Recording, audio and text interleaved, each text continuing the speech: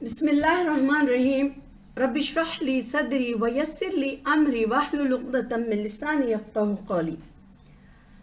نحمده ونصلی علی رسولہ الکریم اما بعد فاعوذ باللہ من الشیطان الرجیم بسم اللہ الرحمن الرحیم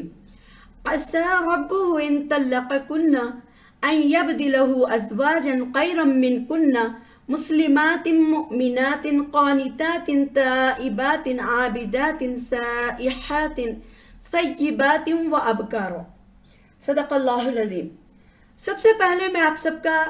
اسلامی طریقے سے استقبال کرتی ہوں اپنے اس چینل پر جس کا نام قرآن تعلیم و ادب ہے۔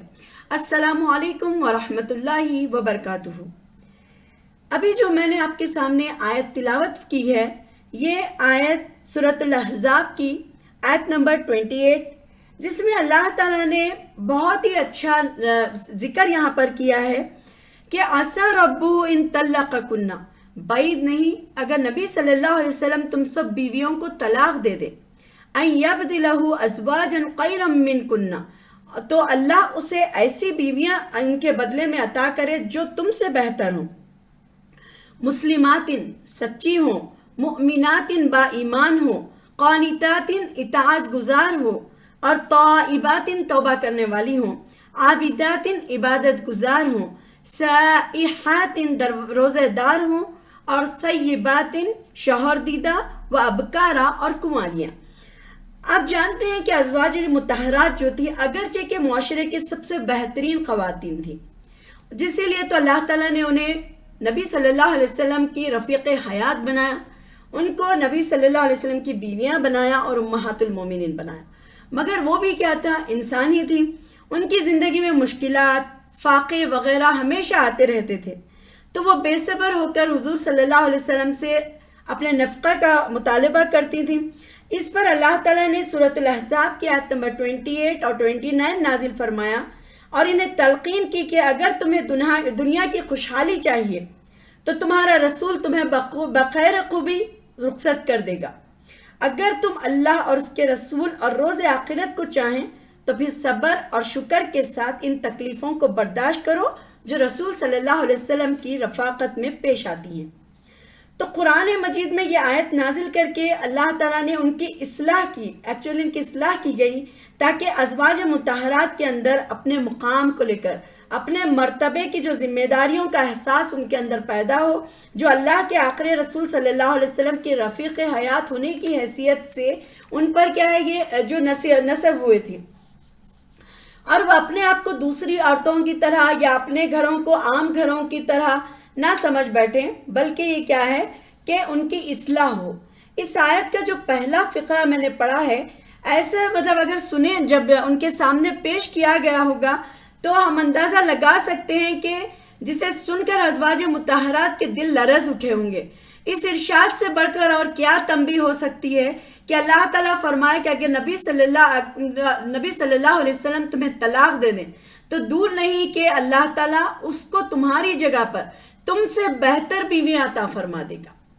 پہلے تو نبی صلی اللہ علیہ وسلم سے طلاق مل جانے کا تصور بھی ان کے لیے کیا تھا، ناقابل برداشت۔ پھر اس پر یہ مزید کہ تم سے امہات المومنین ہونے کا جو شرف ہے وہ بھی چھن جائے گا، اور دوسری عورتیں جو اللہ تعالیٰ اور نبی صلی اللہ علیہ وسلم کے نکاح میں اللہ تعالیٰ لائے گا تو وہ کیا ہوں گی، تم سے بہتر ہوں گی۔ اس کے بعد پھر امہات المومنین نے کبھی ایسی غلطی نہیں کی۔ دو جگہ ایکچولی امہات المومنین کے بارے میں تنبیہ کی گئی ہے، لیکن کیونکہ وہ بھی عورتیں تھیں اور انہی کے ذریعے تو ہمارے پاس یہ صحابہ کرام صحابیات کے ذریعے تو ہم تک دین صحیح پہنچا ہے۔ اور جو آگے کی آیت میں اللہ تعالیٰ نے جو مومن بیویوں کی صفات کو بیان کیا ہے، یہ بہت ہی امپورٹنٹ، اور جو لڑکیاں دیکھنے کے لیے جو لڑکے پسند کرتے ہیں لڑکیوں کو، یا پھر جو بہوؤں کو چنا جاتا ہے، تو اس میں ہمیں یہ بات کا ذہن میں رکھنا چاہیے کہ یہ کس طریقے کی بیویاں ہوں اور یہ بیویوں کی صفت کیا ہو، تو ان میں اگر یہ کوالٹیز ملتے ہوں تو پھر ہمارے لیے انشاءاللہ بہتر ہوگا۔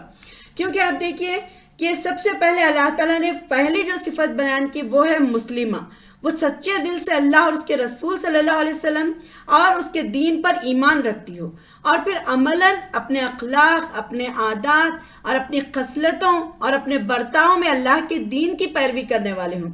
ایک طرف وہ اللہ اور اس کے رسول کی تابع فرمان ہو تو دوسرے اپنے شوہر کی اطاعت کرنے والی ہو. یعنی ایسا نہیں کہ خالی عبادت گزار ہے تو اپنے شوہروں کو چھوڑ دے، بلکہ وہ اللہ اور اس کے رسول کی اطاعت کرتے ہوئے پھر اپنے شوہروں کی اطاعت کرنے والی ہوں.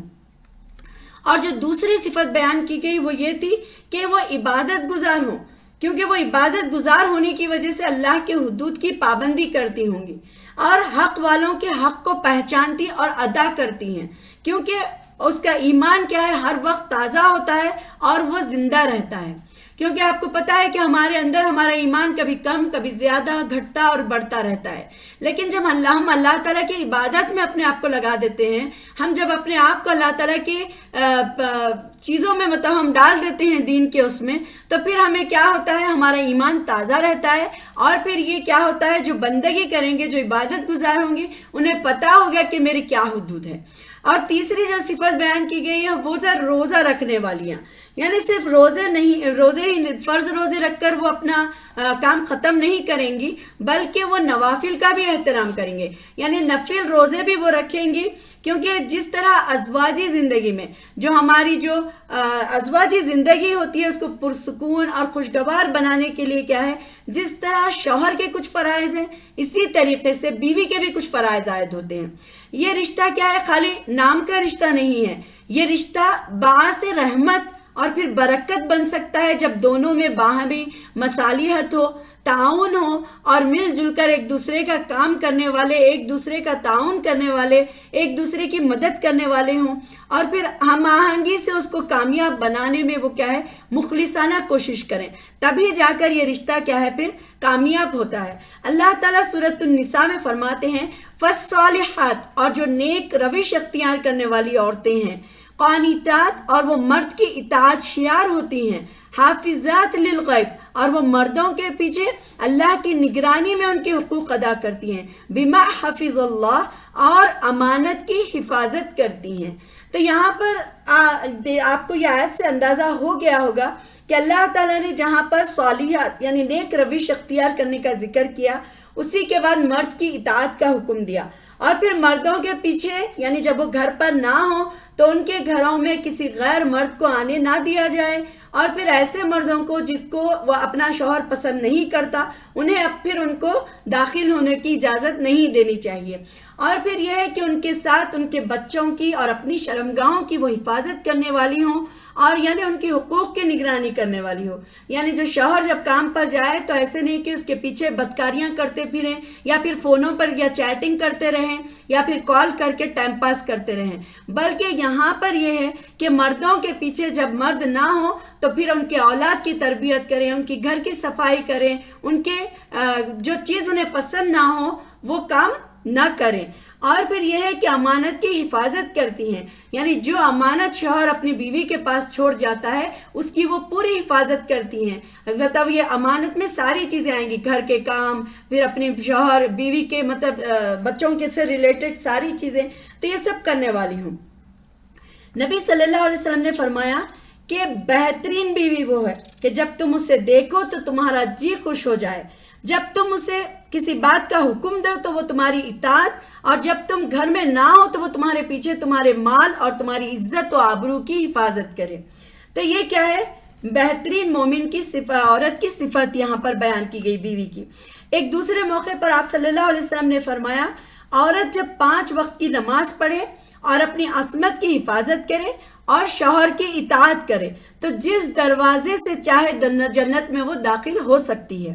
اور پھر نافرمان عورتوں کو آپ صلی اللہ علیہ وسلم نے یہ وعید سنائی ہے کہ اللہ تعالیٰ قیامت کے دن اس عورت کی طرف نظر بھی اٹھا کر نہیں دیکھے گا جو شوہر کی ناشکر گزار ہوتی ہے، حالانکہ وہ کسی وقت بھی اپنے شوہر سے بے نیاز نہیں ہو سکتی. تو یہاں پر اللہ تعالیٰ نے ناشکری بیویوں کے لیے ہے کہ اللہ تعالیٰ ان کی طرف نظر بھی اٹھا کر نہیں دیکھے گا. یعنی کتنی بڑی اللہ تعالیٰ کی طرف سے ایک نبی صلی اللہ علیہ وسلم کی طرف سے یہ وعید ہے کہ اگر اللہ تعالیٰ ہم کو نہ دیکھے تو پھر ہم کہاں جائیں گے، کیسے ہم جنت میں جائیں گے. ہم اللہ تعالیٰ کو ہی مطلب خوش نہیں کر رہے ہیں تو پھر ہم جنت میں جانے کا سوال ہی نہیں ہوگا کہ ہمارا رب ہی ہم سے ناراض ہے، ہمارا رب ہی ہمیں نہیں دیکھ رہا ہے. تو اسی لیے پھر یہاں پر بیان کیا ہے، نبی صلی اللہ علیہ وسلم نے فرمایا کہ جو ناشکر گزار بیویاں ہوتی ہیں ان کے لیے اللہ تعالیٰ پھر کیا کرتے ہیں اللہ تعالیٰ ان کو نگاہ بھی اٹھا کر نہیں دیکھتے۔ اب ایک اچھی بیوی ازواجی تعلقات کو بہترین طریقے سے کیا کرتی ہے، نبھاتی رہتی ہے۔ جیسے اللہ تعالیٰ نے فرمایا کہ وَإِنْ إِمْرَأَةٌ خَافَتْ مِنْ بَعْلِهَا نُشُوزًا، اگر کسی عورت کو اپنے شوہر کی طرف سے زیادتی یا بدسلوکی کا اندیشہ ہو، او عارضاً فلا جناح علیہما ان یصلحا بینہما صلحا، کوئی مضائقہ نہیں اگر وہ دونوں آپس میں کسی قرارداد پر مصالحت کر لیں۔ والصلح خیر، اور مصالحت کیا ہے، یہ بہتر ہے۔ کیونکہ دیکھیے آپ یہاں پر یہ سارے چانسز ہے، کیونکہ اب ہر عورت کو لگتا ہے کہ میرے اوپر ظلم ہو رہا ہے نا، جبکہ ہمیں ہمیشہ یہ خیال آتا ہے کہ میرا شوہر میرے ساتھ زیادتی کرتا ہے، میرا شوہر مجھے ضرور کچھ نہ کچھ ہم غلط ان کے بارے میں خیالات ہمارے دماغ میں چلتے رہتے ہیں، اور یہ اکثر عورتوں کی یہ عادت ہوتی ہے۔ لیکن عمر بھر کی جو ازواجی رفاقت ہے، اس میں بار بار عورت کو شوہر کی جانب سے بدسلوکی کا، بے رخی کا یہ اندیشہ ہو سکتا ہے، اور اللہ تعالیٰ کو بھی معلوم ہے کہ یہ ہوگا، اور اس کا ایک رد عمل یہ ہو سکتا ہے کہ عورت ہمیشہ کی جدائی اور یا پھر علیحدگی اختیار کر لے اور اس کا ارادہ کر کے وہ وہاں سے چلی جائے۔ لیکن اسلام کی نظر میں یہ ایک ناپسندیدہ بات ہے، کیونکہ جب دو لوگ آپس میں رہیں گے، ایک گاڑی کو چلائیں گے، تو ظاہر سی بات ہے اس میں اونچ بھی آئے گی، نیچ بھی آئے گی، اس میں کمی زیادتیاں بھی ہوں گی، کوئی آپ کے ساتھ بے وفائی بھی کرے گا، لیکن آپ کا اپنی وفا یہی ہے کہ اس کا ہاتھ تھام کر اس کو پھر اپنے سیدھے راستے پر لا کر اس کو پھر ہم دین سے گامزن کریں اور اللہ کی طرف اس کے دل کو موڑ دیں۔ اور پھر یہ ہے کہ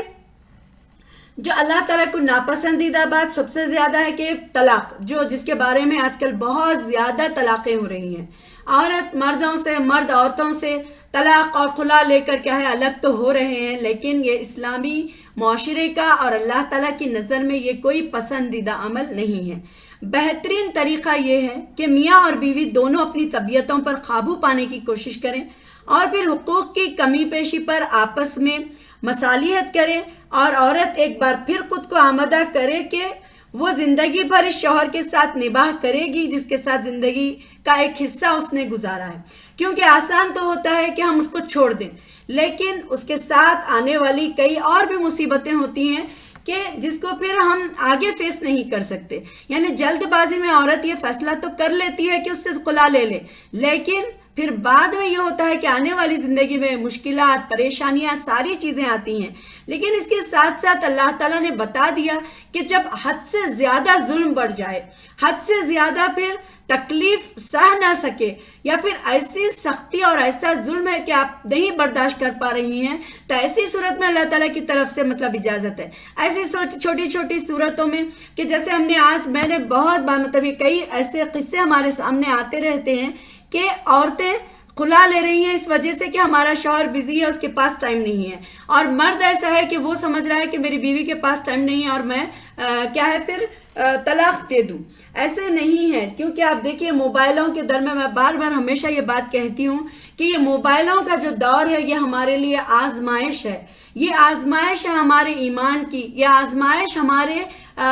دلوں کی اور ہمارے تقوی کی ہے کہ ہمارے پاس موبائل ہوتے ہوئے ہم کس طریقے کا استعمال کرتے ہیں۔ اگر ہم اس سے حقوق سیکھتے ہیں، اگر ہم اس سے اللہ کا کلام سیکھتے ہیں، اور پھر ہم اسے دین کی جاننے کی کوشش کرتے ہیں، یا پھر کچھ اچھے کاموں میں اس کا استعمال کرتے ہیں، تو یہ پھر موبائل ہمارے لیے رحمت ہے نہ کہ زحمت۔ لیکن یہ موبائل جس گھر میں آیا ہے، آپ اندازہ لگا سکتے ہیں کہ پہلے کے لوگوں کی زندگیوں میں اور آج کے لوگوں کی زندگیوں میں کیا فرق ہے۔ پہلے لوگ اپنا کماتے تھے، کھاتے تھے، بیویاں اپنے گھر کا کام کرتی تھیں، اور اس کے بعد جب شوہر آتا تھا تو سب مل جل کر کھانا کھا کر ہنسی خوشی سے بات کرتے تھے، اور اس کے بعد وہ پھر اپنے آرام کی طرف جس طریقے سے اللہ تعالیٰ نے حکم دیا ہے اس طریقے سے وہ زندگیوں کو گزارتے تھے۔ لیکن آج راتوں میں دیر رات تک موبائل ہیں، عورتیں بھی یوز کر رہی ہیں، مرد بھی یوز کر رہے ہیں، جس کی وجہ سے ہماری زندگیوں میں کیا تبدیلی آ رہی ہے۔ ہم نہ تو ہمارے بچوں پر کنسنٹریٹ کر پا رہے ہیں، نہ ہم ان کو ٹائم دے رہی ہیں، جس کی وجہ سے ہمارے بچے اور ہمارے آنے والی نسلیں بگڑ رہی ہیں۔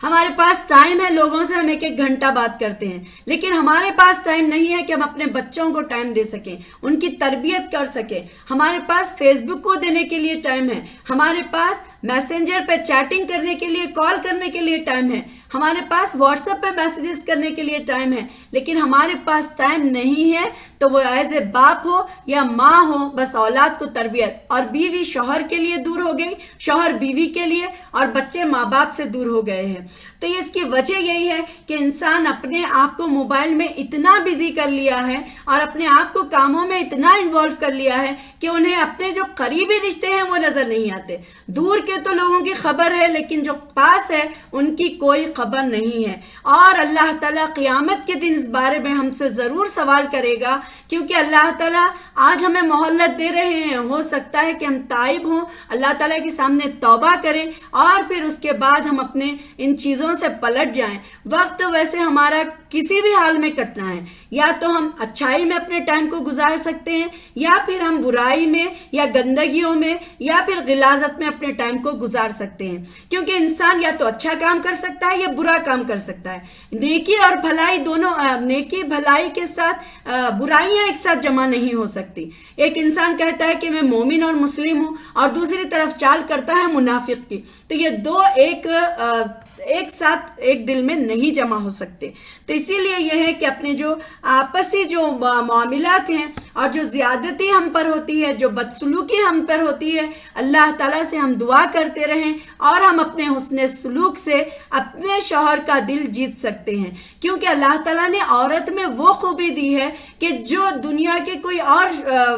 مخلوق نہیں کر سکتی۔ عورت چاہے تو اپنے گھر کو سنوار بھی سکتی ہے، عورت اگر چاہے تو اپنے گھر کو برباد بھی کر سکتی ہے، عورت اگر چاہے تو اپنے بچوں کی بہترین تربیت کر سکتی ہے، اگر عورت چاہے تو اپنے گھر کو برباد کر دیتی ہے، اپنی اولاد کو تباہ کر دیتی ہے۔ تو اسی لیے یہ ہے کہ ہمیں اپنے رشتے کو مصالحت کے ساتھ اور یہ آنے والی مصیبتوں پریشانیوں میں اپنے آپ کو ڈال کر بالکل ہم غمگین ہو کر اسی حالت میں نہ بیٹھے رہیں۔ جو غم ہمارے ساتھ آیا یہ ہماری قسمت تھی اور اللہ تعالیٰ کی اس میں آزمائش تھی، تو اس وقت ہم کیا ہے اپنے آپ کو اللہ کے اور قریب لے جائیں اور اللہ تعالیٰ سے ہم اور زیادہ تقوی اور پرہیزگاری کے کاموں میں حصہ لیں، اور پھر اپنے اور بہتر کام ہم کریں، کیونکہ مشکلات تو آنی ہی ہیں، کسی کو کچھ پریشانی ہوگی، کسی کو کچھ پریشانی ہوگی۔ جیسا کہ ابھی ہم نے جو آیت پڑھی تھی کہ امہات المومنین، ان سے زیادہ صبر کرنے والی اور کوئی عورتیں نہیں ہو سکتی، ان سے زیادہ نبی صلی اللہ علیہ وسلم کا ساتھ دینے والی اور کوئی عورتیں نہیں ہو سکتی، لیکن اس کے باوجود بھی جب ان سے تھوڑی سی بھی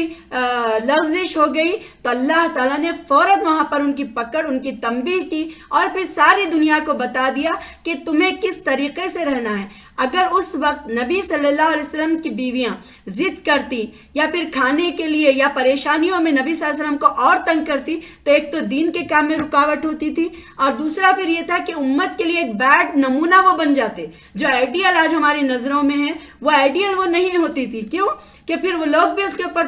تنقید کرتے کہ دیکھو صحابیہ امہات المومنین ایسی تھی تو ہم بھی ایسا کر سکتے ہیں، کیونکہ ہمارے آنے والی زندگیوں میں ہر ایک کی لائف الگ الگ ہے، ہمارے الگ پریشانیاں ہیں، ہماری الگ ٹینشنیں ہیں۔ تو یہ ساری چیزوں کو ہم نظر میں رکھتے ہوئے، اللہ تعالیٰ نے نظر میں رکھتے ہوئے اسی لیے ان کی تنبیہ بھی کی اور پھر بتا دیا کہ جو نیک بیوی ہے، جب تمہارے ساتھ بدسلوکی کی جائے، جب تمہارے ساتھ زیادتی کی جائے تو پھر مذائقہ نہیں ہے کہ تم آپس میں کوئی قرارداد سے کام لو اور پھر کیا ہے مصالحت اختیار کرو۔ پھر اللہ تعالیٰ نے آیت کا جو یہ آخری یہ جملے میں جو فرمایا وَالصُّلْحُ خَيْرٌ، کہ مصالحت یہ کیا ہے بہتر ہے، کیونکہ اگر یہ بہتر نہ ہوتا تو اللہ تعالیٰ پھر یہاں پر خاص ذکر نہیں کرتے تھے کہ وَالصُّلْحُ خَيْرٌ، کہ صلح بہتر ہے۔ تو یہاں پر ہمیں سمجھ میں آ گیا۔ اور ایک جگہ نبی صلی اللہ علیہ وسلم نے فرمایا قال رسول اللہ صلی اللہ علیہ وسلم الدنیا متاع خیر ومتاع المرأة الصالحہ۔ مسلم کی یہ حدیث ہے کہ پوری دنیا فائدہ اٹھانے کی متاع یہ چیز ہے، لیکن بہترین متاع جو ہے، جو بہترین چیز ہے دنیا کی، وہ نیک بیوی ہے۔ جیسا کہ میں نے آپ سے کہا تھا کہ حقیقت یہی ہے کہ دنیا میں جو نیک عورت ہوگی اور جو شریف بیوی کا ایک عظیم کیا ہوتی ہے نعمت ہوتی ہے، وہ نہ صرف دنیا کی زندگی میں انسان کے لیے سکون کا باعث بنتی ہے، بلکہ آخرت کی تیاری اور اللہ تعالیٰ کی اطاعت میں بھی شوہر کی مددگار اور غمگسار ہوتی ہے۔ اور جیسے ہم دیکھتے ہیں کہ تاریخ میں ہمیں کئی واقعات ملتے ہیں، اس میں سے ایک جو میں آپ کے سامنے آج بیان کروں گی کہ حضرت نائلہ رضی اللہ تعالیٰ عنہ کا نکاح جب حضرت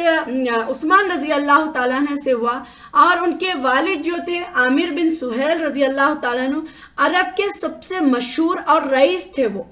بہت رچ یعنی پرسنس میں ان کا شمار ہوتا تھا. اور حضرت نائلہ رضی اللہ تعالیٰ عنہ جب پیدا ہوئی تو انہوں نے خوشی میں 1000 مطلب جب ان کے جو والد تھے انہوں نے ان کی خوشی میں 1000 درہم خرچ کیے تھے.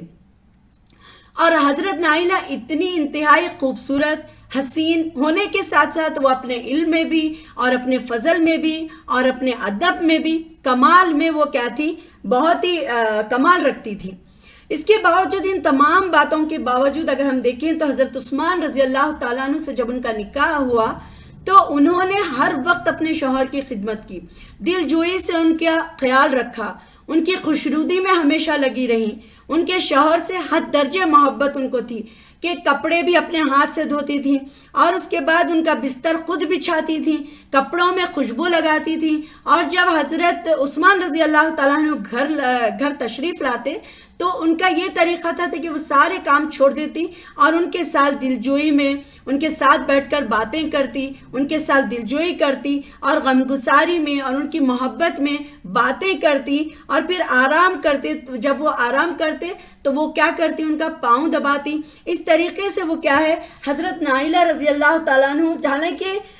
بہت زیادہ وہ کیا تھی، ناز و نعام میں پلی ہوئی تھی، لیکن اس کے باوجود وہ اپنے شوہر کی بہت ہی اچھی خادمہ جو خدمت کرنے والی، ان کا کیئر کرنے والی تھی. لیکن آپ کو معلوم ہے کہ یہ صرف انہوں نے خدمت ہی نہیں کی. جب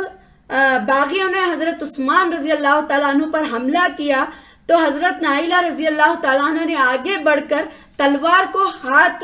پر ایسا رکھ کے روک دیا. یعنی جب ان کو قتل کے لیے جب ان کی تلوار آ رہی تھی تو انہوں نے اپنے ہاتھ کو آگے بڑھا دیا اور تلوار کو ہاتھ سے روکا. اس کی وجہ سے ان کی انگلیاں کٹ گئیں اور وہ جا کر بے ہوش ہو گئیں. تو حقیقت یہی ہے کہ شریف جو بیوی ہے اس دنیا کی سب سے بہترین متاع ہے. تو اتنا زیادہ ان کے پاس مال و دولت ساری چیزیں رکھتے ہوئے پھر اتنے ناز میں ان کے اپنے باپ کے گھر میں پل کر، لیکن جب عثمان رضی اللہ تعالیٰ سے انہوں نے نکاح کیا تو انہوں نے اپنے آپ کو کس طریقے سے تبدیل کیا. تو آج کے دور میں ہم دیکھ سکتے ہیں کہ جن کی شادیاں ہو رہی ہیں وہ لڑکیوں کو پرابلم ہے کہ کام کرنے سے، کیا ہم نوکرانیاں ہیں، کیا ہم خادمہ ہیں کہ ہم جا کر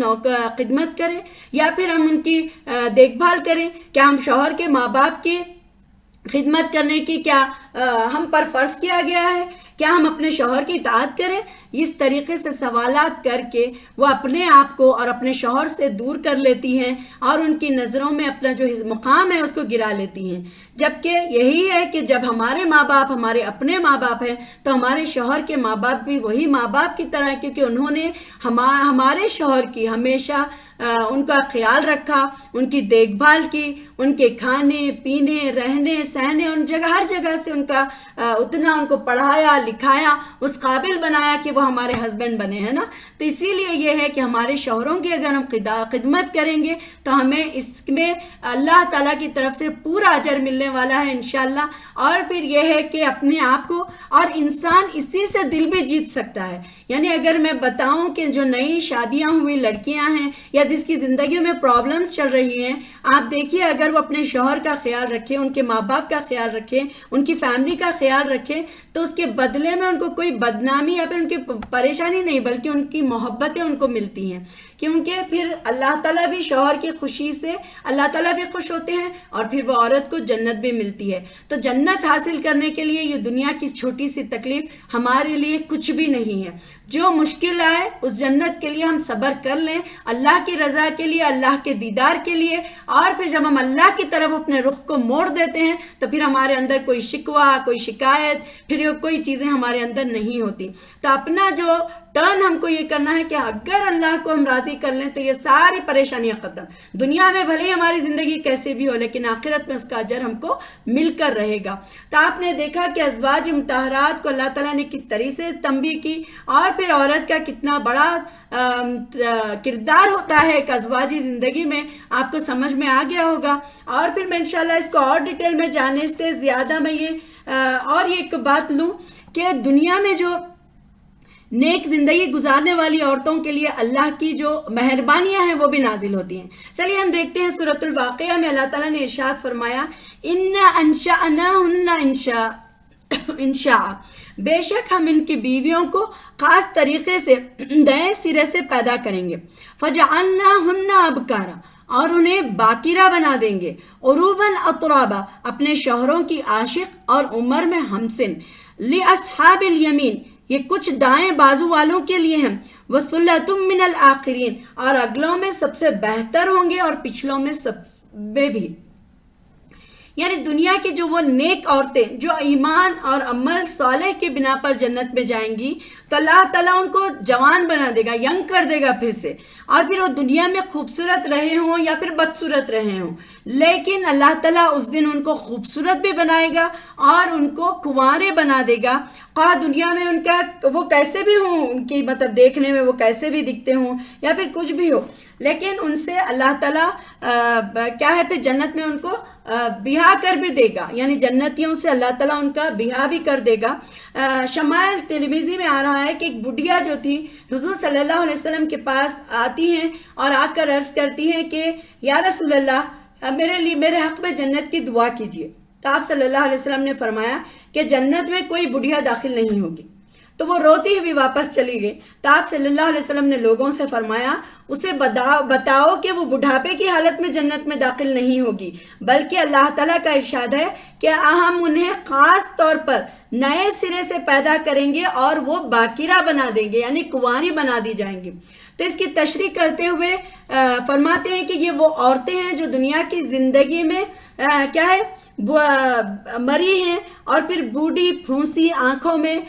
چیپڑ اور سر کے بال سفید. اس بڑھاپے کے بعد اللہ تعالیٰ پھر سے انہیں باکرہ پیدا کر دے گا، پھر سے انہیں ینگ بنا دے گا. حضرت ام سلمہ رضی اللہ تعالیٰ نے پوچھتی ہیں کہ اگر کسی عورت کے دنیا میں کئی شوہر رہ چکے ہوں، جیسے ایک سے زیادہ شوہر ہوں، تو حضور صلی اللہ علیہ وسلم نے فرمایا کہ اس عورت کو اختیار دیا جائے گا کہ وہ جس کے ساتھ چاہے وہ کیا ہے ان کے ساتھ نکاح مطلب ان کے ساتھ رہے. یعنی وہ جس کو چنے گی اور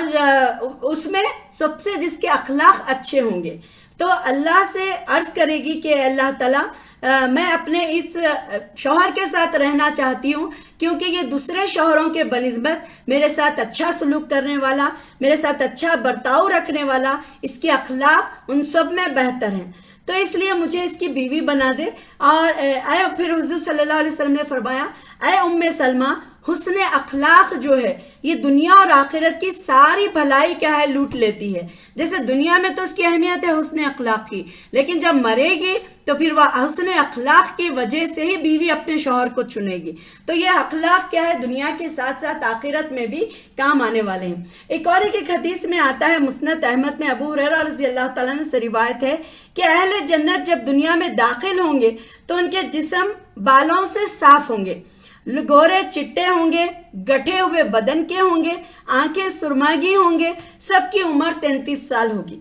اللہ تعالیٰ فرماتا ہے اپنے نیک بندوں کو جنت کی خوشخبری دیتے ہوئے اور سناتا ہے کہ جنت کی نعمتوں کا ذکر جو اللہ تعالیٰ نے کیا ہے قرآن میں، اس میں کہ ان عورتوں کی نعمتیں اور اچھے اوصاف کا بھی اللہ تعالیٰ نے وہاں پر ذکر کیا اور فرمایا فیہن قاصرات الطرف، ان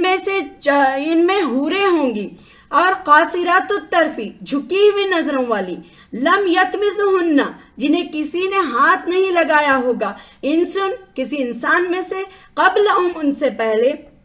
ولا جان اور نہ کسی جن نے. یہ سورہ رحمان کی آیت ہے. تو اس میں معلوم ہوا کہ نعمتوں کے درمیان سب سے پہلے جو ذکر ہوا کہ شرمیلی نگاہوں والی لڑکیاں جنہیں ان جنتیوں سے کسی نے یعنی نہ تو انسان نے چھویا ہوگا نہ کسی جن نے. تو یہ عورت کی اصل خوبی ہے کہ وہ بے شرم یا بے باک نہ ہو، بلکہ وہ اپنی نظروں کو اپنی حیا کا دامن ہمیشہ تھامے رکھے. اور پھر اس لیے کہ اللہ تعالیٰ نے جنت کی نعمتوں کے درمیان عورت کا ذکر کرتے ہوئے فرمایا کہ ان کا حسن اور جمال جو ہے وہ اس کا ذکر یہاں پر نہیں اللہ تعالیٰ نے کیا، بلکہ یہاں پر ان کی حیاداری اور عفت اور ان کی جو عفت معابی کی جو اللہ تعالیٰ نے یہاں پر تعریف کی ہے. تو اس آیت سے ہمیں یہ معلوم ہوا کہ جنت میں نیک انسانوں کی طرح کیا ہے، نیک جن بھی ہوں گے، اور جس طرح حوریں عورتوں کے لیے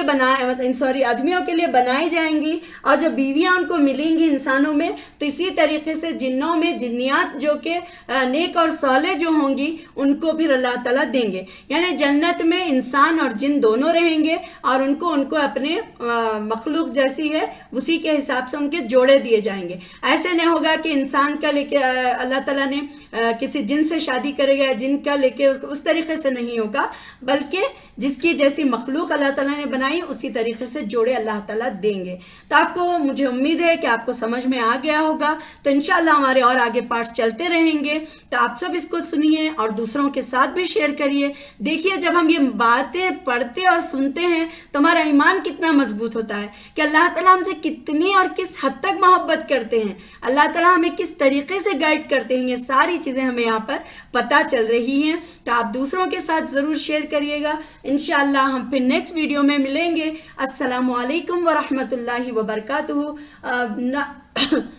سبحانک اللہم و بحمدک، اشہد ان لا الہ الا انت، استغفرک و اتوب الیک.